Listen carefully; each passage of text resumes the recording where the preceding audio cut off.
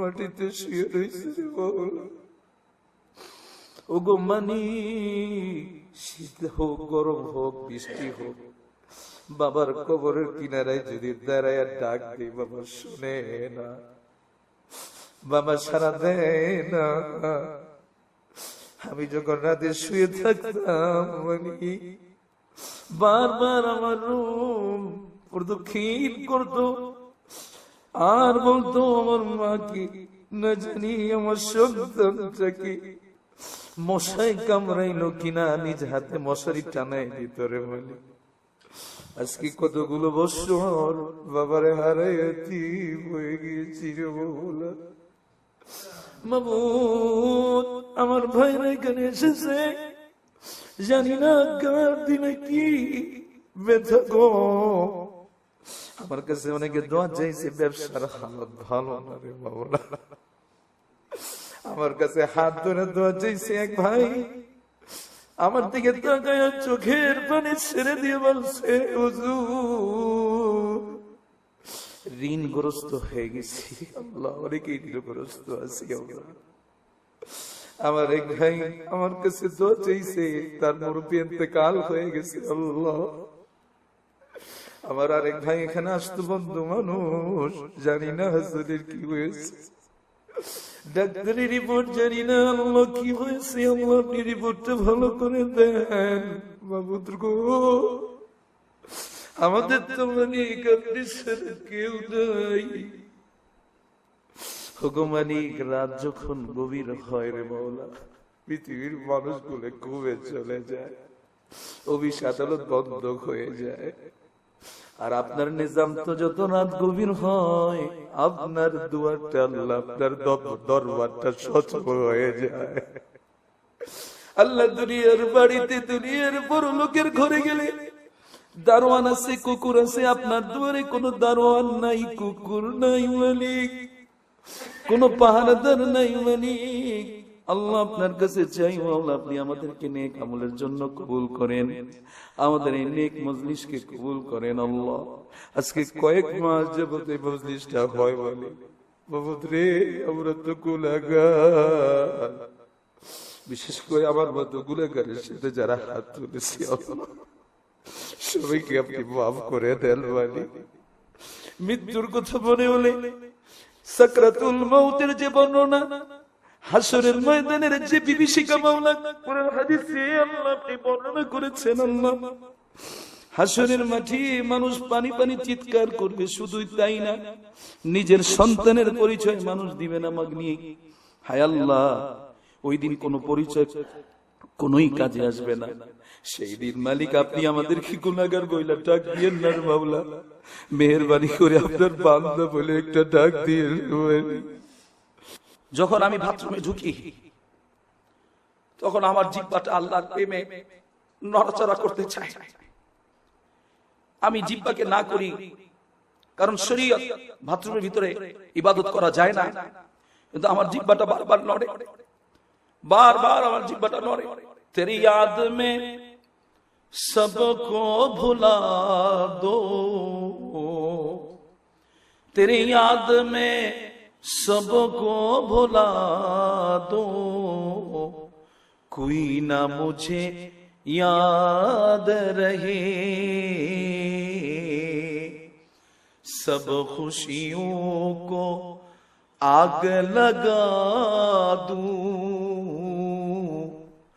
सब खुशियों को आग लगा दूं, खाना दिल आबाद रहे, अब तू रहे बस ताद में आखिर, अब तू रहे बस ताद में आखिर, ऐ ज़बाने मेरे इला ला इलाहा इल्लाल्लाह। হাবিব জুজ রহমাতুল্লাহ আলাইহি সব সময় আল্লাহর জিকির করতেন, ঘুমিয়ে থাকলেও ঘুমায় আছেন মানুষটা জবান দিয়ে আল্লাহ আল্লাহ লা ইলাহা ইল্লাল্লাহ লা ইলাহা ইল্লাল্লাহ, এভাবে জিকির বের হইতো। তো খাদেমকে বলল, দেখো আমার শরীয়ত আমাকে তো বাথরুমে জিকির করতে দেয় না, কিন্তু আমি হাবিবজি বাথরুমে বসলে এই জিহ্বা আমার কথা শুনে না, মানে না, জিহ্বা বারবার নড়ে। আমি শরীয়ত ঠিক রাখবার জন্য জিহ্বাকে আমার দাঁত দিয়ে চাপ দিয়ে ধরি, কামড় দিয়ে ধরি, যার কারণে জিহ্বা কেটে যায়। গতকালকে আমার জিহ্বা কেটে গেছে, আমি খানা খাইতেছিলাম, হঠাৎ করে জিহ্বা অনেক রক্ত বের হয়েছে, আমার এক সাইড পুরো অনেক কাটছে। তখন হাবিব জুজুর রহমাতুল্লাহ আলাইহি কথা মনে পড়তেছিল। তো বললেন যে এইটা তো বুঝলাম, তারপরেরটা এই যে আপনি রাতে দাঁড়ায় থাকেন। তখন উনি বললেন, বেটা দিনের বেলা সারাদিন আমাকে ধরো, এখন এটা তুমি জিজ্ঞাসা করতেছো? আরে আলহামদুলিল্লাহি ওয়া কাফা ওয়া সালামুন আলা ইবাদিহিল্লাযিনা ইসতাফা, আম্মা বা'দ। ফাউযু বিল্লাহি মিনাশ শাইতানির রাজীম। بسم الله الرحمن الرحيم. وأما من خاف مقام ربه ونهى النفس عن الهوى فإن الجنة هي المأوى. وقال رسول الله صلى الله عليه وسلم: اتق المحارم تكن أعبد الناس، أو كما قال عليه الصلاة والسلام. وقال تعالى: إن الله وملائكته يصلون على النبي يا أيها الذين آمنوا صلوا عليه وسلموا تسليما. আমরা সকলেই মুহাব্বতে দরুদ ইব্রাহিম পড়ি। اللهم صل على محمد وعلى آل محمد كما صليت على إبراهيم وعلى آل إبراهيم إنك حميد مجيد. اللهم بارك على محمد وعلى آل محمد كما باركت على إبراهيم وعلى آل إبراهيم إنك حميد مجيد. السلام عليكم ورحمة الله.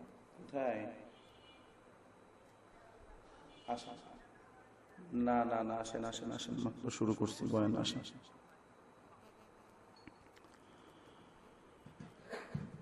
दीन की सूरज डूब रही है, दीन की सूरज डूब रही है, तुम लोगों के सामने रोज महशर क्या जवाब है, मुस्तफा के सामने बलगल औला बिकमालिही कशफत दुजा बिजमालिही हसूनत जमीअ खसालिही सल्लू अलैहि वालिही. जगह जी लगाने की,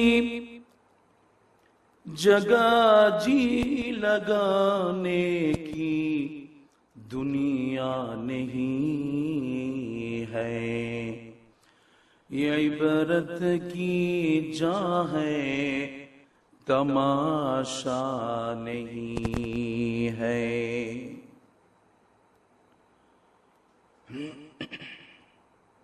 আলহামদুলিল্লাহ, আল্লাহ পাকের খাস মেহরবানি ফজল ও করম এবং রহম যে আল্লাহ সুবহানাহু ওয়া তাআলা আমাদের হায়াতের এই স্বল্প দুনিয়ার জীবনের নির্ধারিত আল্লাহ পাকের দেয়া নিয়ামত হায়াতের কিছু সময় আল্লাহ পাকের রহমে একটি দ্বীনি মজলিস, বরকতময় মজলিস, মুবারক মজলিসে, জিকিরের মজলিসে, নসিহতের মজলিসে, ইসলাহের মজলিসে কিছু সময় আসার বসার যে মহান মালিক আমাদেরকে সুযোগ দিয়েছেন, আমরা সকলেই সেই মহান মালিকের শুকরগুজার হই, সকলে দিল থেকে পড়ি আলহামদুলিল্লাহ। মুহতারাম মুআজ্জাজ মুসল্লিয়ানি কেরাম, আমার ভাই এখানে যারা উপস্থিত হয়েছেন, গত প্রোগ্রামে আমি একটা ইসলাহী আলোচনা ধারাবাহিকভাবে আলোচনা শুরু করেছিলাম। সেই আলোচনার মুখতাসার ছিল এই যে একটা মানুষ যখন বাজারে যায়, বাজারে গিয়ে গরুর গোশতের দোকানে গরুর গোশত কিনে, দুধওয়ালার কাছে দুধ কিনে, সবজিওয়ালার কাছে সবজি কিনে, ডাক্তারওয়ালার কাছে ওষুধ কিনে, তো যে যেখানে যেই ফাংশনে যায়, তো যাওয়ার পরে দেখে যে গরুর গোশতওয়ালা যে গরু দিতেছে মাপ দিয়ে, এই মাপের ভিতরে ভেজাল করতেছে। এত আধুনিক বর্তমান সময়ের সিসিটিভি, সিক্রেট ক্যামেরা, অনেক রকমের আধুনিক মনিটরিং মাধ্যম, তারপরেও দেখা যাচ্ছে কখনো কখনো মিডিয়াতে উঠে আসতেছে যে গরুর গোশতটাকে সতেজ এবং সজীব লং টাইম রাখার জন্য সেটার ভিতরে এমন একটা ইংরেজ ইনজেকশন পুশ করতেছে, এমন একটা মেডিসিন পুশ করতেছে যেন ওই গোশতটা 12 ঘন্টা ওভার হওয়ার পরেও, 24 ঘন্টা ওভার হওয়ার পরেও ওটাকে দেখতে তাজা দেখা যায়।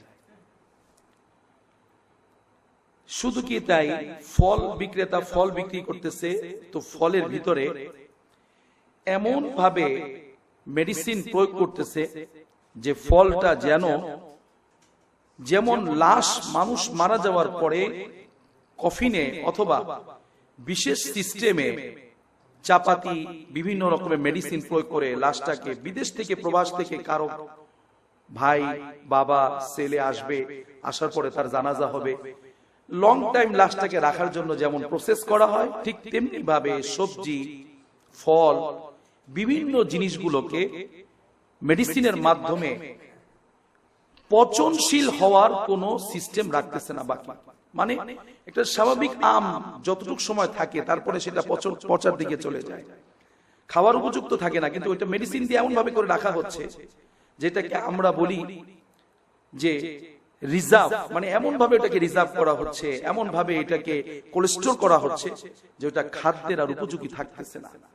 এই সময় ছাড়া বেসময়ের খাবার দেখা যায়, একটা টমেটো বাজার থেকে কিনে নিয়ে আসছে, একটা ফল কিনে নিয়ে আসছে, একটা সবজি কিনে নিয়ে আসছে, ওইটার যে স্বাদ থাকা দরকার ছিল ন্যাচারাল, ওই স্বাদটা সেখানে নাই। সেটার ভিতরে খাওয়ার পরে তিতা অনুভব হচ্ছে, খাওয়ার পরে বুক জ্বলতেছে, যারা খাচ্ছেন তাদের বিভিন্ন রকমের শারীরিক ভাবে ক্ষতিগ্রস্ত তারা হচ্ছে। এইভাবে খাদ্যের ভিতরে বিভিন্ন ভাবে পয়জন, বিভিন্ন ভাবে খাদ্যের ভিতরে ভেজাল সাইলাব হয়ে যাচ্ছে। ঠিক তেমনি ভাবে এইটা একটা সিচুয়েশন আমি বললাম ওষুধের দোকানে, যেখান থেকে মানুষের জীবনের শেষ আশ্রয়স্থল ডাক্তারের কাছে, সেই ডাক্তারের কাছে যাওয়ার পরে দেখা যায় যে ওষুধ দিচ্ছে, সেই ওষুধগুলোর মধ্যেও ভেজাল। আমাদের গ্রামের ভাষায় মুরব্বীরা বলতেন যে যেই শস্য দিয়ে ভূত ছাড়াবো সেটাই যদি ভূতে ধরে, তাহলে কোন শস্য দিয়ে সেটাকে ভূত ছাড়ানো যাবে? তো আমার ভাই, মানুষ জীবনের শেষ আশ্রয়স্থল হলো ডাক্তার, ওষুধ। একটা মানুষ যখন লিভারে সমস্যা দেখা দেয়, হার্টের সমস্যা দেখা দেয়, শরীরের একটা অঙ্গ তার বিপদগ্রস্ত হয়ে যায়, রোগগ্রস্ত, রোগাক্রান্ত হয়ে যায়, তখন মানুষটা সঠিক একজন ডাক্তার এবং সঠিক পাথেয় চিকিৎসা এবং সঠিক ওষুধের জন্য সে সর্বশেষ তার আশ্রয়স্থল, সেখানেও যদি সে প্রতারিত হয়, তাহলে একজন ডাক্তারের কাছে ইদানিং কালে একটা কথা খুব শোনা যাচ্ছে যে ডাক্তারের কাছে মেডিকেলে যাওয়ার থেকে কবরে চলে যাওয়া ভালো। অনেকে এই কথাটা আমার কাছে অনেকে বলতেছেন। কেন বিষয়টা? বলে ডাক্তারের কাছে গিয়েছি আমি, তো ডাক্তার আমাকে এমন কিছু প্রেসক্রিপশন দিয়েছে যে প্রেসক্রিপশনের ভিতরে বেশ কিছু টেস্ট লিখে দিয়েছে। উনি নির্ধারিত যে জায়গাতে টেস্ট করার জন্য বলবেন ওখানেই তার টেস্ট করাতে হবে, অন্য জায়গায় টেস্ট করেছে এটা নট অ্যালাউ, এটা অ্যালাউ হবে না। তো ওই টেস্ট গুলো করানোর জন্য সে যেখানে যাবে নির্ধারিত জায়গায়, সেখানে আবার তার জন্য পার্সেন্টেজ রয়েছে। সে নির্ধারিত যেই ওষুধ কোম্পানির ওষুধ লিখবে সেটার জন্য পার্সেন্টেজ রয়েছে। এইভাবে আমার বলার উদ্দেশ্য হলো আজকে সমাজে ভালো মানুষের সংখ্যা দিন দিন কমে যাচ্ছে, দিন দিন কমে যাচ্ছে। ব্রাহ্মণবাড়িয়া বিবাড়িয়া জামিয়া নুসিয়ার একজন উস্তাদ, আমার উস্তাদ আনোয়ার বিন মুসলিম সাহেব হুজুর আমাকে প্রায় বলতেন, বেটা ভালো ডাক্তার মিলে, ভালো কবিরাজ মিলে, ভালো অফিসার মিলে, ভালো খতিব মিলে, ভালো ইমাম মিলে, ভালো তালাবা ছাত্র মিলে, ভালো ইঞ্জিনিয়ার মিলে, ভালো পাইলট মিলে, কিন্তু মাগার ভালো মানুষের তো বাবা বড় অভাব হয়ে যাচ্ছে। এই কথাটাই, এই বাস্তবতাটাই আজকে আমি এক হযরতের সাথে কথা বলতেছিলাম, রাহেম সাহাবা, এক মিডিয়ার কর্ণধার। তিনি আমাকে বললেন বর্তমান সময়ে অনেক বেশি হযরতজি মানুষের সাথে কমিটমেন্ট একটা হয়, কিন্তু মানুষ কমিটমেন্ট ব্রেক করে, যার কারণে আমি আরেক জায়গায় কমিটমেন্ট দিলে সেটাও ব্রেক হয়ে যায়।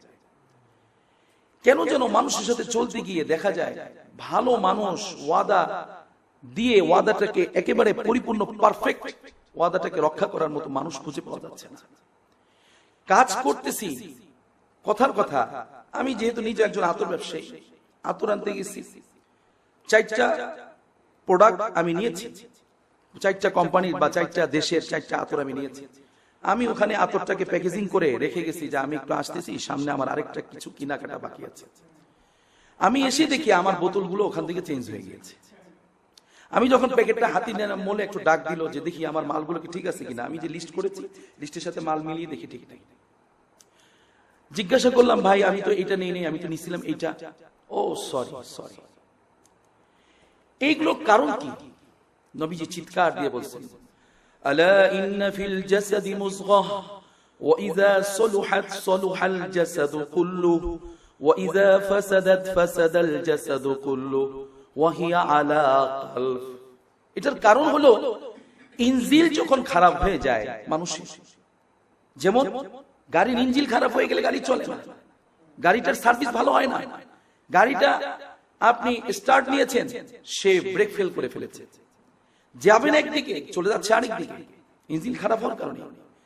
তো মাঝে মধ্যে বলে, ভাই গাড়ি কি হয়েছে? গাড়ি মাথা খারাপ হয়েছে। গাড়ি মাথা খারাপ হয় নাই, ইঞ্জিনের মাথা খারাপ হয়েছে, ইঞ্জিন খারাপ হয়ে গেছে। আমার ভাই, যখন মানুষ আজকে, মানুষ কি অভাব, রাস্তায় বের হলে মানুষ, চায়ের স্টলে গেলে মানুষ, আপনি একটা পার্কে যাইলে তো কথাই নাই, মসজিদে ঢুকলেও মানুষের অভাব নাই, কিন্তু মসজিদ থেকে বের হয়ে একজনের গীবত করতেছে। মসজিদ থেকে বের হয়েছে মসজিদের কমিটি, মসজিদের সেক্রেটারি, মসজিদের সভাপতি, মসজিদের অনেক গুরুত্বপূর্ণ দায়িত্বে আছে, দেখা যাচ্ছে তিনি মসজিদের একদম শীর্ষ পর্যায়ের খেদমতে আছে, মাদ্রাসার শীর্ষ পর্যায়ের খেদমতে আছে। খবর নিয়ে দেখা গেল মাদ্রাসার একজন মুহতামিম, মাদ্রাসার উনি একজন কর্ণধার, উনি নিজে মাদ্রাসার যেই টাকা প্রতি মাসে মাদ্রাসার আর্ন হয়, অর্থাৎ মানুষ যে ডোনেশন করে, ডোনাররা যারা ডোনেশন করে, এই টাকাগুলো উনি সংরক্ষণ করে, সেগুলোকে উনি মজুদ করে অথবা ব্যাংকিং সিস্টেম ব্যবস্থায় সংরক্ষিত রাখে। সেখান থেকে টাকা খেয়ানত করে উনি মাদ্রাসার নামে নয়, নিজের নামে জমি কিনে ফেলেছে। মাদ্রাসার কথা বলে টাকা তুলতেছে, সেই টাকা নিয়ে নিজে খেয়ে ফেলতেছে। মসজিদের নামে মসজিদ নির্মাণের কাজের জন্য টাকা নিয়ে আসছে, সেই টাকা নিজে খেয়ে ফেলতেছে। আমি যদি বাস্তব একটা উদাহরণ দেই, মুফতি ফজলক আমিনী রাহিমাহুল্লাহ, আমরা সকলেই তার নাম জানি, লালবাগ মাদ্রাসার যিনি শাইখুল হাদিস ছিলেন, আমিনী সাহেব রাহিমাহুল্লাহ একবার এক মাহফিলে গেলেন। আমাদের মাহফিল, আমরা যারা বক্তা মানুষ মাহফিল করি, উনি মাহফিলে গেলেন। তো প্রথম যে বছর মাহফিল গেলেন, আমিনী সাহেব রহমতুল্লাহ দিল ছিল অনেক বড় মাপের, এটা ওনার কাছে যারা নাম এসছে তারা বলতে পারবে না। আমি আমিনী সাহেব হুজুরের খেদমত করেছি। আমিনী সাহেব হুজুর আমাদের এই গাবতলীতে এক মাদ্রাসায় আসতো, সেখানে আলহামদুলিল্লাহ আমি দায়িত্বশীল ছিলাম। আমি সেখানে হুজুরের খুব কাছে থেকে হুজুরের খেদমত, হুজুরের চেহারা বারবার দেখা, হুজুরের জবান থেকে বারবার বয়ান শোনা, হুজুরের কাছে পৌঁছা, হুজুরের সোহবত লাভ করা, কিছুটা হলো আলহামদুলিল্লাহ আমাকে আল্লাহ তাআলা তৌফিক দিয়েছেন। তো আমিনী সাহেব রাহিমাহুল্লাহর একটা ঘটনা শুনেছি যে আমিনী সাহেব হুজুর এই বছর, কথার কথা 2024 সাল, উনি মাহফিলে গেছেন, মাহফিল বয়ান করে ওনার একটা তবিয়ত ছিল, বয়ান শেষ করে কোথাও 1 মিনিট দাঁড়াতেন না। মাহফিলের বয়ানের আগে উনি খানা দানা যা কিছু আছে এগুলো শেষ করে নিতেন, কোনো জরুরত থাকলে সেটাও শেষ করে নিতেন। তো বয়ান শেষ করে উনি সাথে সাথে গাড়ি তুলতেন, যেহেতু ওনার দিন উনি খুব ব্যস্ত মানুষ, একদিকে রাজনীতি করতেন আরেকদিকে সবক পড়াতেন, অনেক মাদ্রাসার শাইখুল হাদিস ছিলেন। তো উনি সবকের কারণে কোথাও রাত্রি যাপন তো করতেনই না, বয়ান শেষ করে 1 সেকেন্ড উনি লেট করতেন না। এমনকি যারা বয়ানে দাওয়াত দিচ্ছে তাদের ওখানে বসা বা তাদের ওখানে বসে থেকে আমরা যেমন অনেক সময় বসি বা পরের দিন থাকি, অথবা রাত্রে থাকার পরে আমাদের সাথে অনেকে আসে, কথাবার্তা বলে, মোসাফা করে, মুআনাকা করে, কারো কিছু দোয়া থাকে, অনেক সময় কেউ ওজিফা নিতে আসে, কেউ পানি পড়া নিতে আসে, আবার কেউ এসে যে হুজুর আমরা মাহফিলে আপনাকে দাওয়াত করেছিলাম, আপনার হাদিয়াটা রাখেন, গাড়ি ভাড়াটা রাখেন না, এই ধরনের কোনো বিষয় হুজুরের বয়ানের পরে আর কিছুই ছিল না। হুজুরের তবিয়ত ছিল 5-7 জন করে সাথে ছাত্র নিয়ে যেতেন, বয়ান শেষ করেই গাড়ি তুলতেন। তো হুজুর তো গাড়িতে উঠে পড়ছেন, প্রথম যে বছর গেছেন 2024 সাল বা 23 সাল উদাহরণস্বরূপ বলছি, ওই বছর বয়ান শেষ করে হুজুর চলে আসছেন। হুজুরকে এক আল্লাহর বান্দার কাছে কিছু টাকা দেওয়া হয়েছে, জিম্মাদারি দেওয়া হয়েছে যে ভাই তুমি হুজুর বয়ান করা শেষ করার পর হুজুর কিন্তু লেট করে না, কারণ হুজুর তোর সাথে সাথে গাড়িতে উঠে পড়ে, তো তুমি একটা কাজ করবা, এই খামটা দিয়েছি, খামটা হুজুরের কাছে পৌঁছে দিবা, হুজুর পকেটে ঢুকাই দিবা। এই জিম্মাদারি যাকে দেওয়া হয়েছে সে খেয়াল করছে যে যেহেতু হুজুর বয়ান করে চলে যাবেন, তা আমি ওয়েট করি। সে দেখলেন যে সুযোগ কি, তার দিলের ভিতর হালত ভিন্ন, কারণ সে জানে খামের ভিতরে টাকা। হুজুর তো বয়ান শেষ করে গাড়িতে উঠে গেছেন, সে চিন্তা করলেন যাক তো ভালোই হয়েছে, তাহলে তো টাকা দেওয়ার সময় পাইলাম না, এটাই একটা সুতা হয়ে গেল। বাস উনি আস্তে করে কেটে পড়ছেন, হুজুর তো গাড়ি ছেড়ে চলে গেছেন। পরবর্তী বছর হুজুর আবার ওই মাহফিলে, হুজুরের আমাদের বড়দের তো তবিয়ত ছিল এক মাহফিলে ওনার বারবার দাওয়াত পেতেন, পরবর্তী বছর আবার হুজুর আল্লাহ পাক নিয়ে আসছেন, আল্লাহ পাকের মর্জি ছিল। তো পরবর্তী বছর যখন বয়ানে আসছেন, ওই মাহফিলের মূল যিনি কর্ণধার, যিনি আয়োজক, উদ্যোক্তা, তিনি এসে বললেন হুজুর মুসাফা করে দোয়া চাইলেন, বলেন হুজুর গতবার যে আপনাকে হাদিয়াটা দিয়েছিলাম, হুজুর আপনি হাদিয়াটা কি পেয়েছেন, হাদিয়াটা পেয়েছিলেন তো, জিজ্ঞাসা করছে, জাস্ট এমনি খোলা মনে জিজ্ঞাসা করছেন। তখন হুজুর খুব জেহেনি মানুষ ছিলেন, হুজুর বললেন গতবার যে আপনি আপনার এখানে আসছিলাম, আমি তো চলে গেছি, আমি তো গাড়ি ভাড়ার ব্যাপারেও আপনাকে কিছু বলি নাই, আর হাদিয়া তো আমি পাই নাই। কিসের হাদিয়া, কে হাদিয়া দিয়েছে, কই আপনার সাথে তো আমার দেখাই হয়নি। যখন এই কথা বলছে, তো এখন ওই লোক মনে হয় যেন আসমান থেকে পড়ে গেছে। তো পরবর্তীতে দেখা গেল সাথে সাথে ওই লোককে ডাকাইছে, ভাই তুমি এদিকে আসো, তোমাকে না জিম্মাদারি দিয়েছিলাম, সে আবার তার পিএস অথবা গাড়ির ড্রাইভার এরকম কিছু একটা হবে। তো বলে ভাই তোমাকে না জিম্মাদারি দিয়েছিলাম হুজুরকে এই হাদিয়াটা দেওয়ার জন্য। যখন এটা বলছে তখন আল্লাহর ওই বান্দা কি চালাক, ওই দিন আবার পকেটে আসার সময় খাম ঠিক করে টাকা একদম ঘুষাইয়া, ওই টাকা তো আনতে পারে না, এটা তো ভেঙে ফেলছে, টাকা ঠিক মতো গুছগাছ করে প্যাকেটে নিয়ে আসছে। চিন্তা করছে যদি আজকে চাইয়া বসে, বস যদি জিজ্ঞাসা করে বসে, আমি নিশাব হুজুর রহমাতুল্লাহ আলাইহি যদি অস্বীকার করে বসে, তাহলে উপায় কি, তাহলে তো এটা টাকাটা তো বের করতেই হবে। তো সাথে সাথে কি করলো, দেখা গেছে পকেট থেকে খামটা বের করে, এই যে হুজুর দেখেন দেখেন, এই যে আমার তো আসলে দিতে মনে ছিল না, আপনি তাড়াহুড়ো করে চলে গেছেন, দিতে খেলছেন। ওই লোক বারবার এরকম চোখ বড় করে তাকাইতেছে, মানে তার খুব রাগ হয়েছে যে জালেম, তোমাকে 1 বছর আগে টাকা দিছি, 1 বছর পর তুমি সেই টাকা আবার খাম বন্দি করে নিয়ে আসছো, আবার তুমি বল তোমার মনে ছিল না, হুজুর ব্যস্ততার কারণে চলে গেছে। ভাইয়া মনে ছিল না, না না, ওই যে তাতমাইনাল কুলুব বিযিকরিল্লাহ, জিকিরের যেখানে আবরণ নাই, যে দিলের ভিতরে আল্লাহ রাসূল বলছেন আলা ইন্না ফিল জাসাদি মুযগা, যেখানে ভেজাল লেগে গেছে, যে ইনজিলের অবস্থা খারাপ হয়ে গেছে, সেই ইনজিলই তাকে এই টাকা হুজুর হাতে দিতে অবাধ্য করেছে, বাধ্য করে। এবং সে চেষ্টা করেছে কিভাবে টাকাটা মেরে দেওয়া যায়, কিন্তু পরবর্তী বছর হুজুর আবার আসছেন, বুঝতে পেরেছে কত চালাক সে, আবার ওই খাম ঠিক মতো টাকাগুলো ভরে গুছগাছ করে নিয়ে আসছে। ঠিক তেমনি ভাবে আমাদের এই বাংলাদেশের একজন সাবেক প্রেসিডেন্ট ছিল এরশাদ সাহেব, উনি একটা লোককে প্রতি বছর আসলে অনুদান হিসেবে হোক, জাকাত হোক, বেশ প্রেসিডেন্ট মানুষ, উনি তো অনেক কিছু দিতে পারে, একটা লোককে 2000 টাকা দিত, 2000 টাকা। ওই 2000 টাকা যখন তারে দিত, তো সে সবসময় এরশাদ সাহেবের খুব কাছে চলে যেত। একদিন এরশাদ সাহেব অনেক ব্যস্ত, ওনার অফিসে, উনি দোতলায় বা 3তলায়, নিচে নামতে পারতেছেন, আর ওই লোকটা হচ্ছে এক পা পঙ্গু। তো ওই লোকটা ক্র্যাশে ভর করে বা যেই বাহনে নিয়ে আসছেন ওই বাহনে ভর করে উনি উপরে উঠতে পারতেছেন না। তো ফোন দিচ্ছেন, তো ফোন দেওয়ার পরে এরশাদ সাহেব ডাইরেক্ট ওনাকে নাম্বার দিচ্ছে যে তুমি আসলে আমাকে ফোন দিবা। তো ফোন যখন দিচ্ছেন, ফোন দেওয়ার পরে উনি বলতেছেন যে আমি তো আজকে একটু মিটিং এ আছি, ব্যস্ত, যেহেতু একটা প্রেসিডেন্ট মানুষ, সাবেক প্রেসিডেন্ট যিনি এরশাদ সাহেব ছিলেন আমরা সবাই জানি। তো উনি বলা হইতো যে বাংলার একজন দেশপ্রেমিক একজন প্রেসিডেন্ট হিসেবে ওনাকে বলা হলো, যদিও ওনার ব্যাপারে অনেক কিছু আছে, সেটা তার ব্যক্তিগত ব্যাপার। কিন্তু যখন উনি এই টাকাটা প্রতি বছর দিত, ওই বছরে উনি বের করছেন 2000 টাকাই তাকে দিবেন, কিন্তু যেই যাকে মাধ্যমে দেওয়াবেন তার পিএস অথবা তার একজন কাছাকাছি ওনার সংগঠনের একজন ব্যক্তি, তাকে দিয়ে বলেন, ভাই এই নিচে একটা লোক দেখো পঙ্গু দাঁড়িয়ে আছে, 2,000 টাকা দিলাম, তুমি টাকাটা তাকে দিয়ে দাও। তো ওই টাকাটা তাকে দিছে। এখন এই লোক তো আর জানে না যে এখানে 2,000 টাকা দিছে, 1,000 টাকা রেখে দিলে পরবর্তী বছর কেটে আবার জানাজানি হবে। তো পরবর্তী বছর ওই লোকটা আবার এরশাদ সাহেবের কাছে আসছে। আসার পরে যখন আবার ফোন দিয়ে বলছে যে স্যার আমি তো আসছিলাম, গত বছর আমাকে 1,000 টাকা কম দিছে। বলো কি? তো সে সাথে সাথে দেখার পরে, ভাই ভুলে গেছে, গতবার আসলে টাকাটা আমি তোমাকে নিজ হাতে দিতে পারি নাই, মাধ্যম হিসেবে দিছিলাম, তো ওই মাধ্যমে 1,000 টাকা খেয়ে ফেলছি। দেখেন আজকে আমাদের অবস্থাটা কি। আমরা আমাদের জায়গাতে নবীজি সাল্লাল্লাহু আলাইহি ওয়াসাল্লাম হাদিসের মধ্যে ফরমান, কিয়ামতের আগে মানুষের কাছ থেকে আমানতদারিতা উঠে যাবে। আরে ভাই, মানুষের কাছ থেকে আমানতদারি কি করে উঠবে? মানুষের ভিতর থেকে যখন আমানতদারিতার যে গুণ এটা খতম হয়ে যাবে, তখন তার কাছে আর আমানতদারিতা থাকবে না। এই জন্য নবীজির অনেক হাদিস, অসংখ্য হাদিস, প্রায় 7 লক্ষ, 7.5 লক্ষ, 8 লক্ষ মুহাদ্দিসিন কিরাম বলেন, এর ভিতর থেকে নবীজি সাল্লাল্লাহু আলাইহি ওয়াসাল্লাম একটা হাদিস, এই হাদিসে নবীজি চিৎকার দিয়েছেন, আল্লাহ। আমরা সাধারণত রাস্তাঘাটে গিয়ে দেখি যে একটা লোক রাস্তা পার হইতেছে, হঠাৎ করে গাড়ি আসতেছে খুব দ্রুত, তো ওই দ্রুত গাড়ি আসলে পরে আমরা দেখি, বলি কি, এই দাঁড়ান দাঁড়ান দাঁড়ান, ট্রেন চলতেছে রানিং। আমার বাসা, আমার শ্বশুর বাড়ি নাখালপাড়া, লিচু বাগান। তো ওই মহাখালী রেলগেটের উপরে দেখ ছেলে কানের মধ্যে হেয়ারফোন দিয়ে এরকম এরকম মাথা ঝুঁকাইতেছে আর হাঁটতেছে, পিছনে ট্রেন আসতেছে। এই যে মানুষ চিৎকার দিতেছে, এই ভাই শোনেন শোনেন, পিছনে ট্রেন। আমার ভাইয়া, মানুষ যখন একটা মানুষকে বিপদগ্রস্ত হতে দেখে, সম্মুখীন এমন কোন সিচুয়েশন দেখে যেটা তার ক্ষতিগ্রস্ত হওয়ার কারণ, তখন মানুষ চিৎকার দেয়।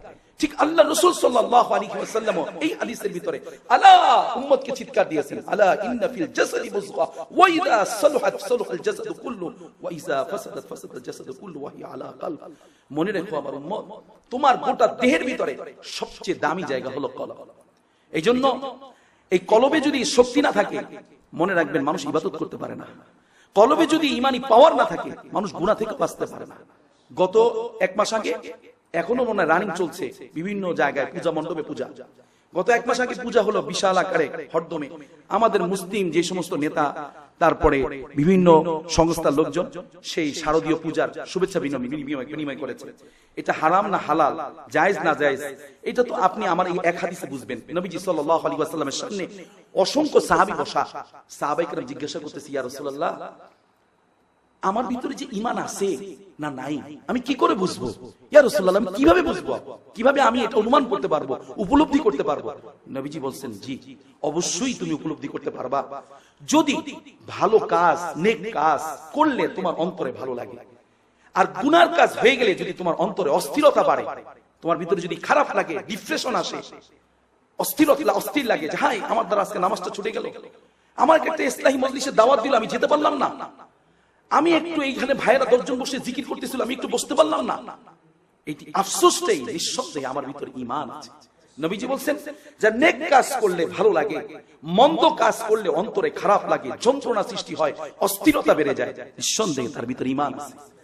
আমাকে অনেক যুবক জিজ্ঞাসা করছে, হুজুর আমি তো অনেকের সাথে রিলেশন আমার, যে হুজুর আমি যে হিন্দুদের মন্দিরে পূজা হচ্ছে, সেখানে প্রসাদ বিতরণ হচ্ছে, আমি প্রসাদ খাবো না, কিন্তু পূজা দেখতে যাওয়া যাবে না। আমি বললাম, ভাই আপনি কি করে দেখতে যাবেন? আমি যদি বলি এতটুকু যে আপনার বাবাকে, আপনার বড় ভাইকে অকথ্য ভাষায় কেউ গালি দিয়েছে, অথবা আপনার বোন, আপনার মাকে নিয়ে কেউ ব্যঙ্গাত্মক কথাবার্তা বলেছে অশ্লীল ভাষায়, আপনি বলেন তো তার যদি অনেক সুন্দর একটা রাজপ্রাসাদ সে করে, আপনি কি সেটা দেখতে যাবেন? অনেক সুন্দর করে একটা রাজপ্রাসাদ করেছে, একেবারে ডুপ্লেক্স বিশাল এক বাড়ি করেছে, দেখার মতো, যেটা মানে সচরাচর সমাজে, রাষ্ট্রে বা আমাদের দেশগুলোতে দেখা যায় না, লোকালয়ে দেখা যায় না, তা আপনি কি যাবেন? অথবা এমন একজন ব্যক্তি যে আপনার মা, বাবা বা আপনার পরদাদা আপনার সনদ নিয়ে, জন্ম সনদ নিয়ে বাজে কথা বলেছে, আপনি এমন ব্যক্তি যদি বিবাহ অনুষ্ঠান হয় আগামীকাল, আপনি কি তার বিবাহ অনুষ্ঠানে আপনাকে কার্ড দিয়ে দাওয়াত দিল, কি আপনি যাবেন? তখন ওই লোকটা বলে না। আমি বললাম, তা আপনার মালিক যিনি, আপনি একজন মুসলমান, আপনার ভিতরে একটা গায়রত থাকা দরকার, একটা ঘৃণ থাকা দরকার। আপনার সামনে আপনার মালিকের জমিনের উপরে তার নিয়ামত রাজি খেয়ে, এরপরে তার বিরুদ্ধে লা তুশরিক বিল্লাহ, শিরিকের অনুষ্ঠান চলছে, শিরিকের শোডাউন চলছে, আর সেই দৃশ্য আপনি দেখতে যাবেন, আপনার ভিতরে একটু খারাপ লাগে না? যদি খারাপ না লেগে থাকে, তাহলে আপনি বুঝেন আপনার ঈমানের অবস্থা বড়ই অসুস্থ হাল, বড়ই অসুস্থ হাল। মোহতারাম, গত সপ্তাহে আমি বলতেছিলাম যে মানুষ যে গুনাহ করে, এই গুনাহ করে কলবের কারণে। মানুষের কলব যদি ঠিক না থাকে, দেখেন একটা মানুষের স্বাস্থ্য অনেক ভালো, অনেক মোটা, আপনি দেখবেন রাস্তাঘাটে অনেক সময় দেখবেন অনেকের স্বাস্থ্য হেভি স্বাস্থ্য। আমি একটা লোককে দেখলাম গত কিছুদিন আগের ঘটনা, কলালা পড়া, আমার ভাই আসছে, একটা লোক ওখানে দাঁড়িয়ে মাত্র আধা ঘন্টায় প্রায় কম করে হলেও 7 থেকে 8টা সিগারেট খেল। স্বাস্থ্য অনেক ভালো, খুবই ভালো স্বাস্থ্য তার। আমি তাকে দেখে, আমার এক ভাই আছে ওখানে খুব মহব্বত করে, আব্দুল কুদ্দুস, আমি এই প্রোগ্রামে তাকে বহুবার দাওয়াত দিয়েছি। তিনি আমাকে দেখালো, আব্দুল্লাহ ভাই দেখেন কি পরিমাণ এই লোকটা সিগারেট খাইতে পারে। তা আমি বললাম, এই যে লোকটা সিগারেট খেয়েছে এটা তার কলবের কারণে, তার কলবের ভিতরে সিগারেটের মহাব্বত আছে। গুনার ব্যাপারে সামান্যতম সুধারণা আর কুধারণা। সুধারণাটা কেমন? গুনার ব্যাপারে একটা ধারণা থাকতে হবে যে আমার এই যে আমি গুনাহটা করতেছি এটা আমার ক্ষতি আছে। প্রথম ক্ষতি হচ্ছে আল্লাহর সাথে আমার সম্পর্ক বিচ্ছিন্ন হয়ে যাওয়া। এই ব্যাপারে আল্লামা তাকি উসমানী, পাকিস্তানের জবরদস্ত এক আলেম এবং বুজুর্গ, তিনি বলেন যে মানুষ যখন গুনাহ করে তার কয়েকটা ক্ষতি হয়। তার মধ্যে 1 নম্বর ক্ষতি হলো সে আল্লাহর নিয়ামত ভুলে যায়। আল্লাহ যে তাকে হাতটা দিয়েছে, এই হাতটা একটু পরে আল্লাহ অচল করে দিতে পারে। আল্লাহ যে তাকে চোখ দিয়েছে, এই চোখ তো তাকে একটু পরে আল্লাহ অচল করে দিতে পারে। আল্লাহ যে তাকে জবান দিয়েছে, জিহ্বা দিয়েছে, এটা তো আল্লাহ তাআলা নিয়ামত হিসেবে দিয়েছে। এটা কি কাজে ব্যবহার করেছে, কি কাজে দেওয়ার মানে ব্যবহার করার জন্য আল্লাহ দিয়েছেন, এই কথাটা সে ভুলে যায়। তার মানে আল্লাহর নিয়ামতকে, আল্লাহ তাআলার অনুগ্রহকে, আল্লাহ তাআলার অনুকম্পা, আল্লাহ তাআলার দয়া, আল্লাহ তাআলার মায়া, আল্লাহ তাআলার নিয়ামতের যে শুকরগুজার হওয়া দরকার, কিভাবে সেটাকে মানে প্রতিটা জিনিসের একটা ব্যবহারের 2টা সাইড আছে, একটা ভালো সাইড, একটা মন্দ সাইড। এখন ভালো সাইডে এই জবানটাকে কোন ভাবে ব্যবহার করা দরকার, এই কথাটা সে ভুলে যায়। এটা হলো আল্লাহর নিয়ামত থেকে সে বিস্তৃত হয়ে যায়, ভুলে যায় আল্লাহ তাআলার অনুগ্রহ, ভুলে যায় আল্লাহ তাআলার কৃতজ্ঞতা বোধ তার ভিতর থেকে হারিয়ে যায়। গুনার প্রথম ক্ষতি। এই জন্য যারা গুনাহ করে, নিয়মিত গুনাহ করে, তারা কলবের প্রথম হলো তারা তাদের দিলের ভিতরে গুনার ব্যাপারে কোনো ঘৃণা নেই। এই যে সিগারেট খাচ্ছে, আধা ঘন্টায় 7টা সিগারেট খেয়ে ফেললো, স্বাস্থ্য ভালো থাকার কারণে খাইলো না কলব নষ্ট হওয়ার কারণে খাইলো? বলেন তো। স্বাস্থ্য ভালো থাকার কারণে খাইছে, এটা তো খাইতেই পারে, স্বাস্থ্য ভালো আছে একটা লোক একজনকে ঘুষা দিতেই পারে। কিন্তু ভাইজান সে যে ঘুষাটা একজনকে দিল অন্যায় ভাবে, সেটা কিসের কারণে দিল? কলবের কারণে। কারণ তার কলবটা এত নষ্ট হয়ে গেছে, এখন মন্দ কাজ তার আর মন্দ লাগে না। এই জন্যই নবীজি বলছেন যে আমাদের জীবনে আমাদের সবচেয়ে ইম্পর্টেন্ট হচ্ছে তাতমাইন্নাল কুলুব বিযিকরিল্লাহ, এই কলব, যে কলবে আল্লাহর জিকিরের দ্বারা প্রশান্তি লাভ হয়। এই কলব যদি কারো নষ্ট হয়ে যায়, তাহলে এই কলবের দ্বারা মানুষ যেমন গুনাহ করে, ঠিক তেমনি ভাবে এই কলবের দ্বারা মানুষ নেক আমল করে। বিশেষ করে যারা গুনাহ করে, আজকে যে মানুষগুলো আমরা সচরাচর সমাজে দেখতেছি, ম্যাক্সিমাম জায়গার মধ্যে মানুষ এসে বলে, হুজুর ভালো মানুষ খুঁজে পাই না। আজকে সকালের ঘটনা শুনেন, আমার এক ভাইকে দাওয়াত দিয়েছিলাম, সেই ভাইয়ের এখানে গিয়ে দেখতাম একটা লোক মুখে আছে দাড়ি, মাথায় আছে টুপি, কিন্তু তার 2 ঠোঁটের ভিতরে আছে গালি। মুখে আছে কি দাড়ি, মাথায় টুপি, 2 ঠোঁটের মাঝে আছে কি গালি। সে একজনকে গালি দিচ্ছে অকথ্য ভাষায়। আমার ভাইও এই গালি, সে নামাজ, আমার ধারণা সে নামাজি মানুষ, আলহামদুলিল্লাহ সুন্নতওয়ালা জিন্দেগি তার জীবন, কারণ তার মুখে দাঁড়িয়ে আছে, মাথায় টুপি আছে, সুন্নতি জিন্দেগি। কিন্তু তার মুখ থেকে গালি বের হচ্ছে কেন? তার কারণ ভাই, তার বডি সুন্দর, তার উপরে লেবাস সুন্দর, তার ভিতরটা এখনো সুন্দর হয়নি। তার কলবে এখনো, কলবের উপর মেহনত পড়ে নাই। এই কলবের ভিতরে কি পরিমাণ গুণ রাখা দরকার, 10টা গুণ কলবে রাখা যায়, 10টা দোষ কলব থেকে বের করা যায়, এই ফিকির তার ভিতরে আসে নাই। এই জন্য মুহতারাম, আমাদের বাংলাদেশে এখন অসংখ্য ওয়াজ মাহফিল হয়, কিন্তু ম্যাক্সিমাম মাহফিল গুলোতে আমাদের ইসলাহের সমাধান খুবই কম। রুহানি যে চিকিৎসা, রুহানি যে মেডিসিন খুবই কম। এই জন্য মাহফিল হচ্ছে রাতকে রাত। মাহফিল শোনার পরে একদিকে গিয়ে ওই মাহফিলের শ্রোতা একদিকে পেশাব করতেছে, কান্দে মোবাইল রেখে ওয়াজও শুনতেছে, তাও পেশাব করতেছে দাঁড়িয়ে দাঁড়িয়ে। এই জন্য আমার ভাইয়া, একদিকে ওয়াজও শোনা হইলো, দাঁড়িয়ে দাঁড়িয়ে পেশাব করা হইলো, তাহলে মাহফিল কি আপনাকে বলেছে যে আপনি দাঁড়িয়ে দাঁড়িয়ে পেশাব করেন? এখন অনেকে ফতোয়া দিয়ে ফেসে, যারা একটু আহলে হাদিস মেজাজের, যারা হাদিস উপরে বেশি মোটামুটি স্টাডি করেন, তারা এই কথা বলে বসেন যে হ্যাঁ নবীজি তো জীবনে একবার দাঁড়িয়ে পেশাব করেছেন। আমার ভাই, সেটা তো একটা ক্ষেত্র বিশেষ কারণ ছিল। ওয়াজ মাহফিলে এই শিক্ষা দিয়েছে যে আপনি দাঁড়িয়ে পেশাব করেন, দাঁড়িয়ে পানি খান, দাঁড়িয়ে খাবার খান না।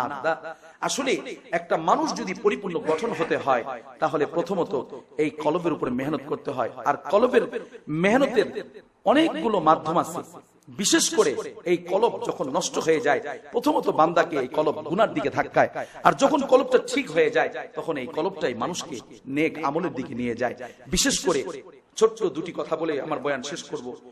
যখন এই কলবের ভিতরে মানুষের গুনার আসরটা বেড়ে যায়, তার কয়টা ক্ষতি হয়? মানে যখন মানুষ গুনায় অভ্যস্ত হয়, নম্বর 1 হলো আল্লাহ তাআলার নিয়ামত সে ভুলে যায়।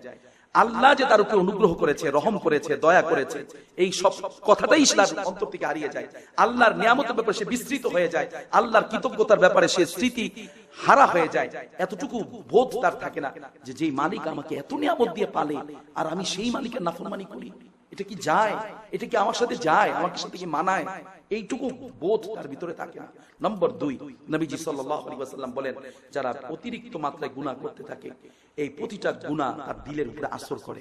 একটা গুনাহ করে একটা দিলের ভিতরে কালো দাগ হয়।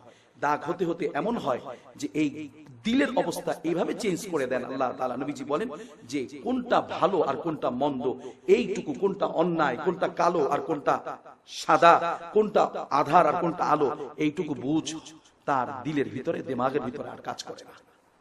এই জন্য গুনার একটা মারাত্মক ক্ষতি, সেটা হলো কলবে দাগ পড়ে যাওয়া আর হক জিনিসটাকে হক না মনে করা, মন্দ জিনিসটাকে ভালো লাগা। আপনি খেয়াল করে দেখবেন, উদাহরণস্বরূপ বলি, একটা লোক সব সময় ডাস্টবিনে কাজ করে, সে ডাস্টবিনে থাকে, তাকে জিজ্ঞাসা করবেন, এই তোমার নাকে কি গন্ধ লাগে না? সে জবাব দিবে কি জানেন?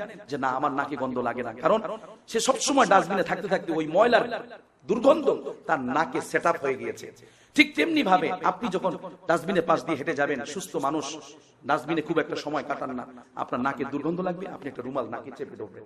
কেননা আমার ভাইজান, জ্বরের রোগী আপনি যখন দেখেছেন যে রোগটা সবাই সুস্থ, সবাই বলে ফ্যান ছাড়ো, গরম লাগে, ভাদ্র মাস, তারপরে কি বলে জ্যৈষ্ঠ মাস, আম কাঁঠাল পাকার মাস, ভাই প্রচুর গরম, ওই লোকটা বলে না ভাই ফ্যান ছেড়ো না, আমার শীত লাগতেছে। তার মানে এই লোকটা রোগে আক্রান্ত। এভাবে যখন গুনাহ করতে থাকে বান্দা এত বেশি রোগে আক্রান্ত হয়ে যায়, বান্দা কোনটা ভালো কোনটা মন্দ, এখন আমার জীবনে কোনটা করা দরকার কোনটা ছাড়া দরকার, এই বোধটুকু তার ভিতরে থাকে না। এই জন্য আমার দাদা, আমাদের দেশে শেষ কথা বলেছি, আল্লামা হাফিজুর রহমাতুল্লাহ আলাইহি, মোহাম্মদুল্লাহ হাফিজুর রহমাতুল্লাহ আলাইহি, তিনি যখন বৃদ্ধ বয়স হয়ে গেলেন, বৃদ্ধ হয়ে গেলেন, উনি ওনার জীবনের একটা হালত বলছি, এটা বলি আমি শেষ করব। উনি বাথরুমে যেতেন, তো বাথরুমে গেলে জবান, এই যে জবান দিয়ে বাথরুমে গেলে আর নেক আমল করা যায় না, বাথরুমে গেলে আর কোনো জিকিরের হালত নাই, নেক আমলের সুযোগও নাই। তো আল্লামা আহমদ শফি, মুফতি শফি সাহেব রহমাতুল্লাহ আলাইহি, তাকি উসমানী সাহেবের আব্বা, উনি বাথরুমে গেলে লোটা সাফ করতেন, ওনার জীবনীতে আছে। আর আমাদের এই বুজুর্গ, বাংলার বুজুর্গ মোহাম্মদুল্লাহ হাফিজুর রহমাতুল্লাহ আলাইহি বাথরুমে গেলে তিনি জিকির করার মতো একটা হালত তার থাকতো, কারণ তিনি কলবে জিকির জারি হয়ে গিয়েছিল। জিকির করতে করতে একসময় মানুষের জবানে কলবে জিকির জারি হয়ে যায়, একটা হালত আছে, মজজুমি হালত।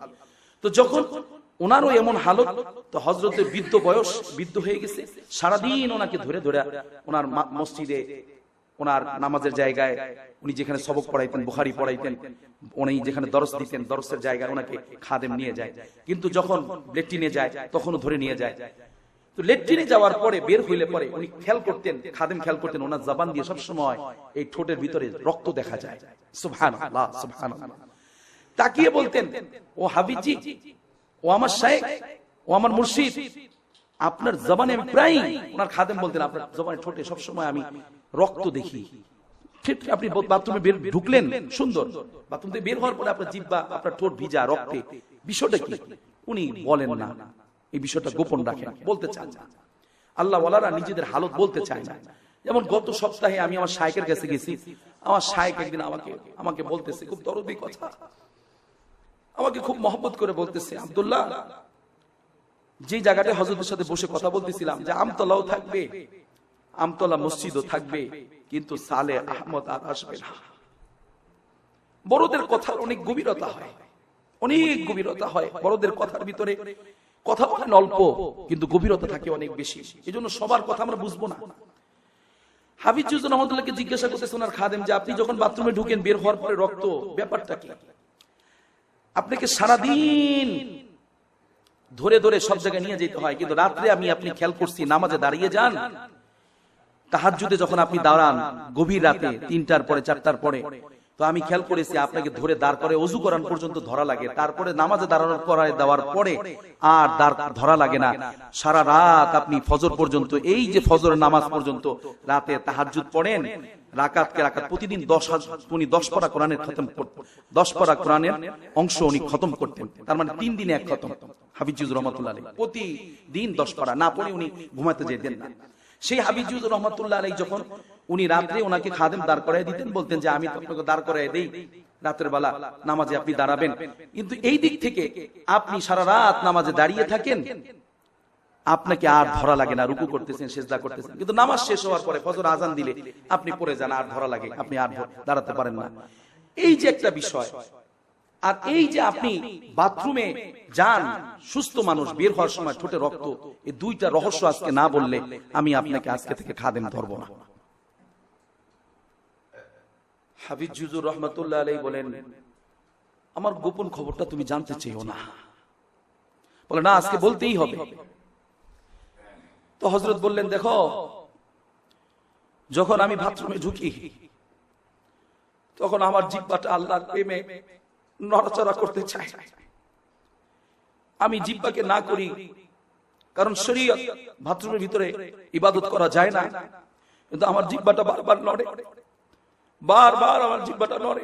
তেরি याद में सबको भुला दो, तेरी याद में सबको भुला दो, कोई ना मुझे याद रहे, सब खुशियों को आग लगा दूं, सब खुशियों को आग लगा दूं, खाना दिल आबाद रहे, अब तू रहे बस ताद में आखिर, अब तू रहे बस ताद में आखिर, ऐ ज़बाने मेरे इला ला इलाहा इल्लाल्लाह। হাফিজ জুজুর রহমাতুল্লাহ আলাইহি সব সময় আল্লাহর জিকির করতেন, ঘুমিয়ে থাকলেও ঘুমায় আছেন মানুষটা জবান দিয়ে আল্লাহ আল্লাহ লা ইলাহা ইল্লাল্লাহ লা ইলাহা ইল্লাল্লাহ এইভাবে জিকির বের হইতো। তো খাদেমকে বলল, দেখো, আমার শরীয়ত আমাকে তো বাথরুমে জিকির করতে দেয় না, কিন্তু আমি হাফিজি বাথরুমে বসলে এই জিহ্বা আমার কথা শুনে না, মানে না, জিহ্বা বারবার নড়ে। আমি শরীয়ত ঠিক রাখবার জন্য জিহ্বাকে আমার দাঁত দিয়ে চাপ দিয়ে ধরি, কামড় দিয়ে ধরি, যার কারণে জিহ্বা কেটে যায়। গতকালকে আমার জিহ্বা কেটে গেছে, আমি খানা খাইতেছিলাম, হঠাৎ করে জিহ্বা অনেক রক্ত বের হয়েছে, আমার এক সাইড পুরো অনেক কাটছে। তখন হাফিজ জুজুর রহমাতুল্লাহ আলাইহি কথা মনে পড়তেছিল। তো বললেন যে এইটা তো বুঝলাম, তারপরেরটা, এই যে আপনি রাতে দাঁড়ায় থাকেন। তখন উনি বললেন, বেটা, দিনের বেলা সারাদিন আমাকে ধরো, এখন এটা তুমি জিজ্ঞাসা করতেছো?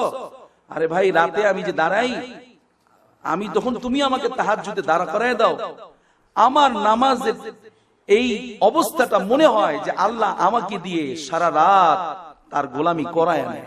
সুবহানাল্লাহ, সুবহানাল্লাহ। বলে এটা কিসের শক্তি?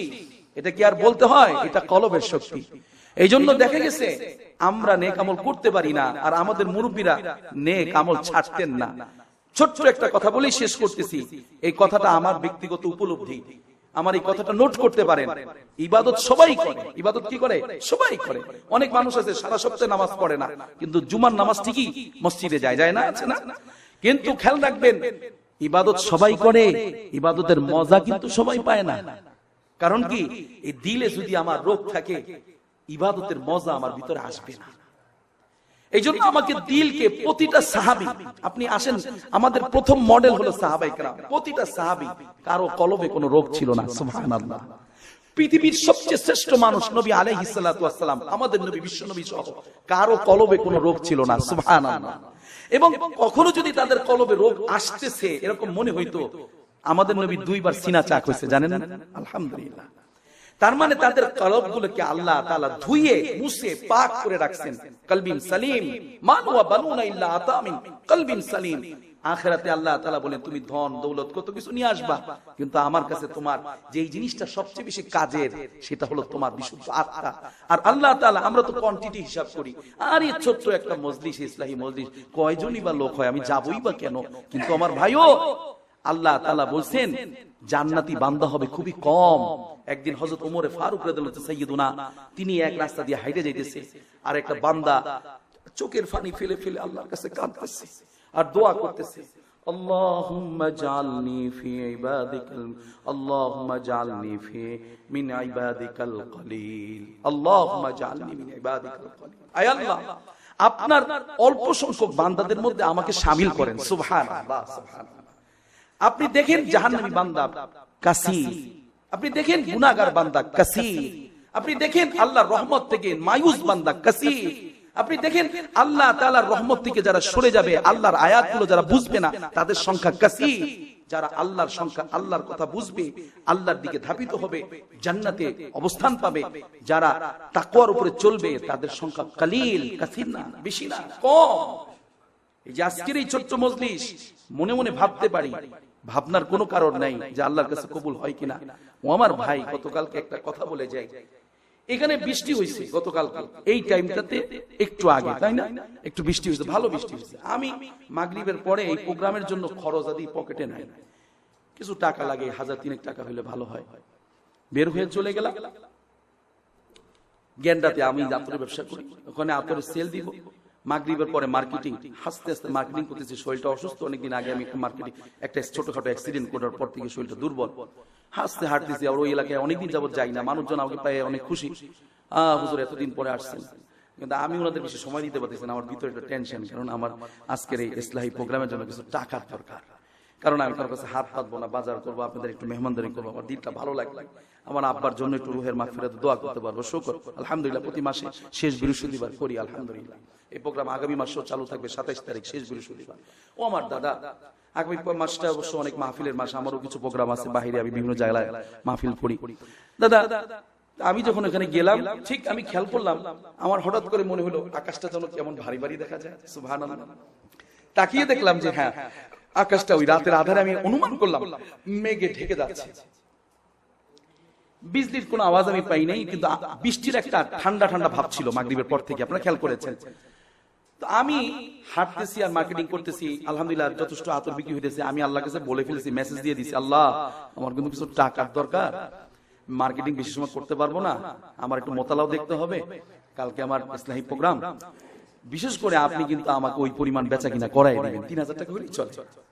আল্লাহর কি রহম, বৃষ্টি যখন প্রথম ফোঁটা পড়ে, তার আগে আমার 3000 টাকা আলহামদুলিল্লাহ আল্লাহ কমপ্লিট করে দিয়েছেন। সুবহানাল্লাহ, কমপ্লিট। আমি তো খুশ, আলহামদুলিল্লাহ, টাকাটা ঢুকে ফেলে। আমি কোনো জায়গাতে টাকা নিয়ে আসি না, 3000 টাকা বেচা কিনা করছি, দেশের পরিস্থিতি ভালো না, তো 3000 টাকায় আমি আমার নগদে ঢুকে ফেললাম।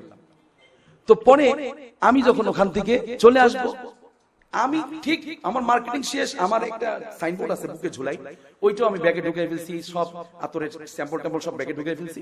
ঠিক এমন সময় বৃষ্টি শুরু। সুবহানাল্লাহ। একটা গাড়ি ভাইকে বললাম, ভাই আমাকে একটু নিয়ে চলেন না, আমাকে স্ট্যান্ডে একটু পৌঁছে দিবেন। বলে আসেন আসেন হুজুর আসেন। পিছনে এক লোক ভদ্রলোক আমার মহব্বত করে, হুজুর আপনি সামনে বসলে ভিজে যাবেন, পিছনে সাইডটা আমি ছেড়ে দেন। উনি আমি হারে, আপনি আমার জন্য এত কষ্ট করবেন, আমি আল্লাহর জন্য করবো। উনি মাশাআল্লাহ আমাকে পিছনে সিটটা দিয়ে দিলেন, আলহামদুলিল্লাহ আমার ব্যাগ। সুবহানাল্লাহ। এই জন্য মনে রাখবেন, যারা আল্লাহর জন্য কাজ করে তাদের কাজ কখনো বসে থাকবে না, কাজ করতে হবে ইখলাসের সাথে আল্লাহর জন্য, দেখবেন নুসরত আল্লাহর পক্ষ থেকে চলে আসবে। হ্যাঁ, আল্লাহ তাআলা আমাদেরকে খুব কবুল আর মঞ্জুর করেন। যেই কথাগুলো বলেছি, হাবিব জুজুর রহমাতুল্লাহ আলাইহির কথা দিয়ে আমি শেষ করছি। হাবিব জুজুর রহমাতুল্লাহ আলাইহি বললেন যে আমি যে রাতে দাঁড়িয়ে থাকি সারা রাত, এটা আসলে আল্লাহ আমাকে দিয়ে দাঁড়া করায় রাখেন। আসলে ওনার তো এড়িয়ে যান, সব কথা বলতে চান না। এই যে সারা রাত বান্দা ইবাদতে দাঁড়িয়ে থাকে, অনেকে রাতে তাহাজ্জুদ পড়তে পারে না। আমি একটা বয়ানে এখানেই বলেছি যে সবার দ্বারা রাতের তাহাজ্জুদ জুটে না, কেননা যারা নিয়মিত গুনার মধ্যে লিপ্ত থাকে আল্লাহ তাআলা তাহাজ্জুদের সময় তাদের চেহারা দেখতে চান না, এটা আল্লাহর গোসা, তাদেরকে আল্লাহ ঘুম পড়িয়ে দেন। এই জন্য মনে রাখবেন, যাদেরকে আল্লাহ তাআলা তাহাজ্জুদে দাঁড় করায় দেন, হাফিজ জুজুর রহমাতুল্লাহ আলাইহি, শামসুল হক ফরিদপুরি রহমাতুল্লাহ আলাইহি, মালিক ইবনে দিনার, হাজ্জাজ বিন ইউসুফদের দ্বারা এটা হয় না। বিশেষ করে সুফিয়ান সৌরি, মালিক ইবনে দিনার এবং বিশেষ করে বিশর হাফি, এই সমস্ত বুজুর্গানে দ্বীনের যখন তাহাজ্জুদের জন্য যাদেরকে দাঁড় করায় দেন, বর্তমানে বিশ্বের বড় বড় বুজুর্গানে দ্বীন জীবিত আছেন, তার মধ্যে জুলফিকার আহমদ নকশবন্দি। আমার হযরতজি মনে রাখবেন, এরা কিন্তু এই বৃদ্ধ বয়সে এই শক্তি, যে ইবাদতের যে শক্তি, এটা তাদের দেহের শক্তি না, কারণ বৃদ্ধ বয়সে তো দেহ দুর্বল হয়ে যায়, কলবের শক্তি দিয়ে সারা রাত দাঁড়ায় দাঁড়ায় আল্লাহকে ডাকতে থাকে। সুবহানাল্লাহ, সুবহানাল্লাহ। এই জন্য আমার ভাই, যৌবনকালে, আমার বয়স আজকে 41-42, বেশি কথা বলা যাবে না, আমাদেরকে এখনই সময়ে এই কলবটাকে শক্তিশালী করা। এখন আপনি বলবেন কলবটাকে কিভাবে শক্তিশালী করব? 1 নম্বর, কলবের সব দোষগুলো বের করতে হবে। কারো প্রতি হিংসা রাখা যাবে না, কারো প্রতি বিদ্বেষ রাখা যাবে না। আসলেই মনে করতে হবে এইটা শয়তানের পক্ষ থেকে আসতেছে, তাড়াতাড়ি আপনি আল্লাহর আশ্রয় চাইবেন। আউযু বিল্লাহি মিনাশ শাইতানির রাজিম। আয় আল্লাহ, আমার দিলের ভিতরে আমার এক ভাইয়ের প্রতি হিংসা আসতেছে, নফস ঝামেলা করতেছে, শয়তান ঝামেলা করতেছে। কারণ মুমিনের একটা সফলতা হলো সে সব সময় নফস এবং শয়তানের ধোঁকাকে বুঝতে পারে, তার জালকে ছিন্ন ভিন্ন করে ফেলে শয়তান এবং নফসের। বিশেষ করে আরেকটা কাজ বেশি করতে হবে, সেটা হলো তাতমাইন্নাল কুলুব বিযিকরিল্লাহ, আল্লাহর জিকির বেশি বেশি করতে হবে। তাহলে এই কলব প্রশান্তি পাবে, এই কলব শক্তিশালী হবে, এই কলবের ভিতরে অন্য সিফতগুলো আসার রাস্তা সহজ হবে। আল্লাহ তাআলা আমাদের এই কথাগুলো বুঝবার, আমল করবার তৌফিক দান করুন। অনেক কথা বাকি আছে, এই আলোচনাটাই ধারাবাহিক, অন্য আলোচনায়, অন্য মাজলিসে বাকি অংশটা শেষ করব। আল্লাহ তাআলা আমাকে এবং আপনাদের সকলকে কথাগুলো বুঝে আমল করার তৌফিক দান করুন। ওমা তৌফিক ইল্লা বিল্লাহ, ওয়া আখির দাওয়ানা আনিল হামদুলিল্লাহি রাব্বিল আলামিন। অল্প সময় ভাইয়া মুনাজাত করব, সকলে একটু দরুদ শরীফ পড়ি। আল্লাহুম্মা সাল্লি আলা সাইয়্যিদিনা ওয়া নাবিয়িনা ওয়া শাফিঈনা ওয়া হাবিবিনা ওয়া মাওলানা মুহাম্মদ সাল্লাল্লাহু আলাইহি ওয়া আলা আলিহি ওয়া আসহাবিহি ওয়া বারিক ওয়া সাল্লাম। সবাই ইস্তিগফার করি। আস্তাগফিরুল্লাহ, আস্তাগফিরুল্লাহাল আযীমাল্লাযী লা ইলাহা ইল্লা হুয়াল হাইয়ুল কাইয়্যুম। আলহামদুলিল্লাহ, আমরা আগামী প্রোগ্রাম ইনশাআল্লাহ আগামী মাসের শেষ বৃহস্পতিবার, সকলে খেদমতে দাওয়াত রইল ইনশাআল্লাহ।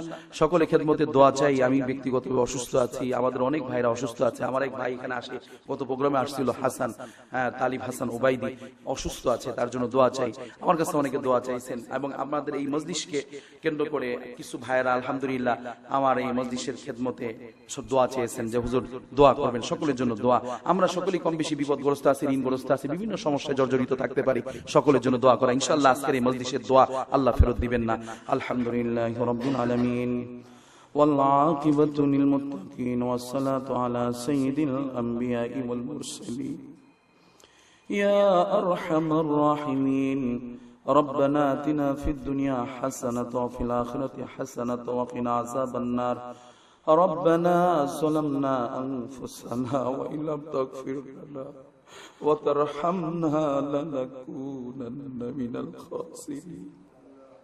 مولا كريم, আপনার শাহী দরবারে দুটা হাত বাড়াইছি আল্লাহ, জীবনের সব গুনাহগুলো নিয়ে মাওলা। অনেকে দোয়া চেয়েছে আল্লাহ, অনেকে আসতে চেয়েছে, আসতে পারে নাই, অসুস্থতার কারণে বান্দা গোলাম অসুস্থ আছি মাওলা, ভাবি নাই জবান দিয়ে কথা বলতে পারবো, কণ্ঠটা বসে গেছে আল্লাহ।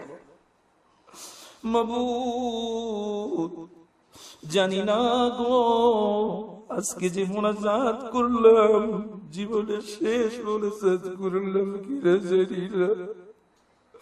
ওরে মানি বড় আশা লইয়া আপনার শাহী দরবারে দুটা হাত বাড়াইছি মাবুদ। আজকে কতগুলো বছর আমার আব্বাজি রহমাহুল্লাহ আমার থেকে বিদায় নিয়া ওই যে বুদ্ধিজীবী গোরস্থানের মাটিতে শুয়ে রয়েছে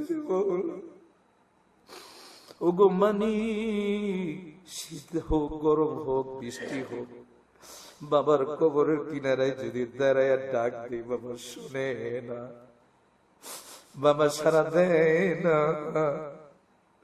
আমি যখন রাতে শুয়ে থাকতাম মানি বারবার আমার রুম প্রদক্ষিণ করতো আর বলতো আমার মাকে, না জানি আমার সন্তানটাকে মশাই কামড়াইলো কিনা, নিজ হাতে মশারি টানাই দিত রে মালিক। আজকে কতগুলো বছর বাবারে হারাইয়াতি হয়ে গিয়েছি রে মৌলা। মাবুদ, আমার ভাইরা এখানে এসেছে, জানি না কার দিনে কি ব্যথা গো। আমার কাছে অনেকে দোয়া চাইছে, ব্যবসার হালত ভালো না রে মৌলা। আমার কাছে হাত ধরে দোয়া চাইছে এক ভাই, আমার দিকে তাকায় চোখের পানি ছেড়ে দিয়ে বলছে, হুজুর ঋণগ্রস্ত হয়ে গেছি আল্লাহ, অনেকে ঋণগ্রস্ত আছি আল্লাহ। আমার এক ভাই আমার কাছে দোয়া চাইছে, তার মুরব্বী ইন্তেকাল হয়ে গেছে আল্লাহ। আমার আরেক ভাই এখানে আসতো বন্ধু মানুষ, জানি না হাসুদের কি হয়েছে, ডাক্তারের রিপোর্ট জানি না আল্লাহ কি হয়েছে। আল্লাহ আপনি রিপোর্টটা ভালো করে দেন মাবুদ গো। আমাদের তো মালিক আপনি ছাড়া কেউ নাই। হুকুমালিক রাত যখন গভীর হয় রে মৌলা, পৃথিবীর মানুষগুলো কমে চলে যায়, অফিস আদালত বন্ধ হয়ে যায়। আর আপনার নিজাম তো যত রাত গভীর হয়, আপনার দুয়ারটা আল্লাহ, আপনার দরবারটা সচল হয়ে যায়। আল্লাহ দুনিয়ার বাড়িতে, দুনিয়ার বড় লোকের ঘরে গেলে দারোয়ান আছে, কুকুর আছে, আপনার দুয়ারে কোনো দারোয়ান নাই, কুকুর নাই মালিক, কোন পাহারাদার নাই মালিক। আল্লাহ আপনার কাছে চাই মাওলা, আপনি আমাদেরকে নেক আমলের জন্য কবুল করেন, আমাদের এই নেক মজলিসকে কবুল করেন আল্লাহ। আজকে কয়েক মাস যাবত এই মজলিসটা হয় বলে বাবুদ রে, আমরা তো গুনাহগার, বিশেষ করে আমার মতো গুনাহগারের সাথে যারা হাত তুলেছি আল্লাহ, সবাইকে আপনি মাফ করে দেন মালিক। মৃত্যুর কথা মনে হলে, সাকরাতুল মউতের যে বর্ণনা, হাসরের ময়দানের যে বিভীষিকা মাওলা কোরআন হাদিসে আল্লাহ আপনি বর্ণনা করেছেন আল্লাহ। হাসরের মাঠে মানুষ পানি পানি চিৎকার করবে, শুধুই তাই না, নিজের সন্তানের পরিচয় মানুষ দিবে না মাগনি। হায় আল্লাহ, ওই দিন কোন পরিচয় কোনই কাজে আসবে না। সেই দিন মালিক আপনি আমাদেরকে গুনাহগার বইলা ডাক দিয়েন না মাওলা, মেহেরবানি করে আপনার বান্দা বলে একটা ডাক দিয়ে। আমাদের জীবনের যত রকমের প্রবলেম আছে, আমাদের ব্যবসা বাণিজ্য, চাকরি বাকরি, আমাদের যত ঋণ আছে আল্লাহ, সব ব্যাপারে আপনি যথেষ্ট হয়ে যান মাবুদ গো। আমাদের অসুস্থতা আপনি শেফায়ে আজলা, শেফায়ে কামেলা, শেফায়ে দায়মা নসিব করেন মেহেরবানি করে আল্লাহ। মুফতি সাহেব হুজুর আসছে আল্লাহ, মুফতি সাহেবের হায়াতে বরাকা দান করেন মাওলাই কারীম। এখানে যারা আসছে সকলকে নেক হায়াত দান করেন আল্লাহ। আপনি আমাদেরকে বাইতুল্লাহ জিয়ারত নসিব করেন। বারবার বারবার মাওলা মক্কা মদিনা আমাদের জিয়ারত নসিব করে। যেদিন আমাদের মরণ দিবেন আল্লাহ, আমাদেরকে মাওলা আপনার পছন্দনীয়, আপনার মাগফিরাতের চাদর দিয়ে, আপনার মাগফিরাতের চাদর, আপনার মাগফিরাতের চাদর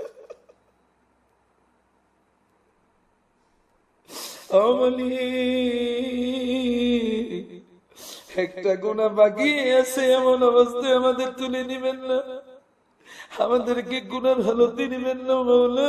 কথা দেন নামাজের হালতে, জিকিরের হালতে, তওবার হালতে আল্লাহ। ওগো মালিক, আমাদেরকে ডাক্তারের কাছে দিয়েন না, ডাক্তারের সামনে, নার্সের সামনে আমাদের মৃত্যু দিয়েন না রে মাওলা। মাবুদ গো, আমাদের দুনিয়ার জিন্দেগিতে যত খায়ের ও কল্যাণ আছে, যেগুলো আপনার হাবিব আপনার কাছে চেয়েছে, আমাদেরকে দান করেন। যে কাজ করলে, যেভাবে চললে, যেভাবে বললে জীবনটা মাওলা আপনার ইতাআত, আপনার পছন্দি, আপনার সন্তুষ্টি অর্জন করা যায়, সেভাবে চলার বলার তৌফিক দিয়ে দেন। আয় মাওলাই কারীম, আমাদেরকে দুনিয়া আখিরাতের সমস্ত পেরেশানি বালা মুসিবত থেকে হেফাজত করেন মাবুদ গো। আমাদের ঘরগুলোকে সুন্দর করে দেন, আমাদের সন্তানাদিকে নেককার বানায় দেন। গোটা বাংলাদেশটা আপনার কাছে আমানত মালিক, এই দেশটাকে রক্ষা করেন মাওলা। এই দেশের রাজনীতির কন্দলগুলোকে দূর করে দেন। এই দেশের মানুষের ভিতরে ভাই ভাই পরস্পরে মিল মহব্বত পয়দা করে দেন। আয় মালিক, এই দেশের মানুষের অর্থনৈতিক অবস্থা ভালো করে দেন। এই দেশের জন্য আল্লাহ একটা নেককার বাদশা মিলায় দেন মাওলা। ওগো মালিক, আমাদেরকে আপনি নেককারদের মধ্যে, আপনার ওলিদের মধ্যে শামিল করে নেন। আপনার ওলি না বানায়া কবরে নিয়ে আল্লাহ রে মাওলা।